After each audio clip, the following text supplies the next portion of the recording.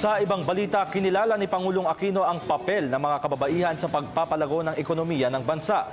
Inihayag ito ng Pangulo sa kanyang pagsasalita sa APEC Women and the Economy 2015 Fora. Dito ay tiniyak ng Pangulo ang patuloy na pagsisikap ng gobyerno upang mabigyan ng mas maraming oportunidad ang mga manggagawang Pilipina. May report ang aming kasamang si Elena Luna mula sa PICC Live. Maraming salamat, Haji. Dumalo si Pangulong Aquino sa pangalawang araw ng forum na nagaganap ngayon dito sa PICC sa Pasay City. Dumalo siya at humarap sa may 800 delegates mula sa 21 member economies ng APEC para ipagmalaki ang galing ng mga Pilipina. Kinilala ni Pangulong Aquino ang kontribusyon ng mga kababaihan sa pagsulong ng bansa sa kanyang pagharap sa nagaganap na APEC Women and the Economy 2015 Fora sa PICC sa Pasay. Binalikan ng Pangulo ang paninindigan at tibay ng loob ng mga Pilipina sa kasaysayan ng bansa mula kay Gabriela Silang hanggang sa kanyang inang si dating Pangulong Corazon Aquino. I believe it is intrinsic to our society. We see women as superior in many aspects, including prudent budgeting and focusing on the advancement of the family as a whole. I am certain that all Filipinos have their own examples in mind of women who serve as role models and heroes.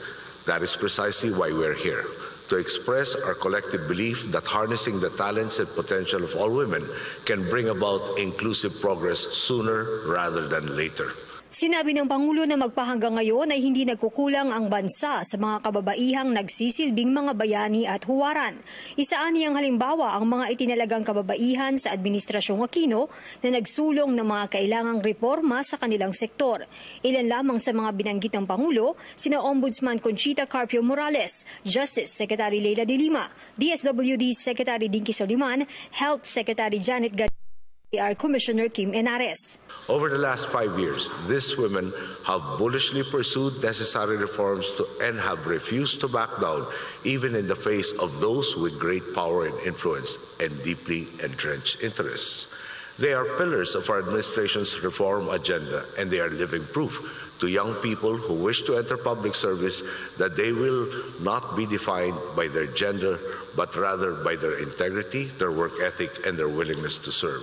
Ayon sa Pangulo, hindi lamang sa gobyerno makikita ang kontribusyon ng mga kababaihan sa Pilipinas. Sa nakalipas na 5 taon, mga kababaihan ang siyang nangunguna sa pagnenegosyo sa bansa. According to the Department of Trade and Industry, 54% of all registered trade names are owned by women. The Asian Institute of Management also conducted a survey that revealed that about 63% of managers and owners of businesses are women. One major sector they are all involved in are micro, small, and medium enterprises, which accounts for 60.7% of our total employment. Namamayagpag din ang husay ng mga Pilipina sa pagdenegosyo ng mga sari-sari stores.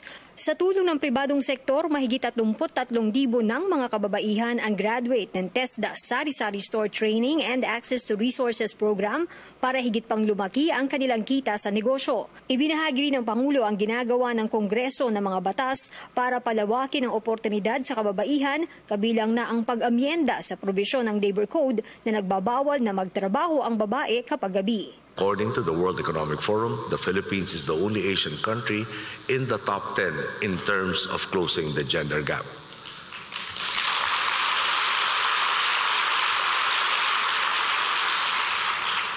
But make no mistake, our performance in this index will not stop us from pursuing even more progress.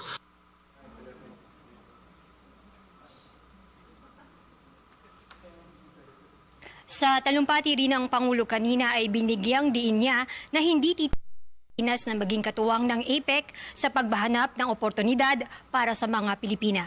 At yan ang ating balita mula dito sa PICC sa Pasay City. Para sa Telebisyon ng Bayan, ako si Elena Luna.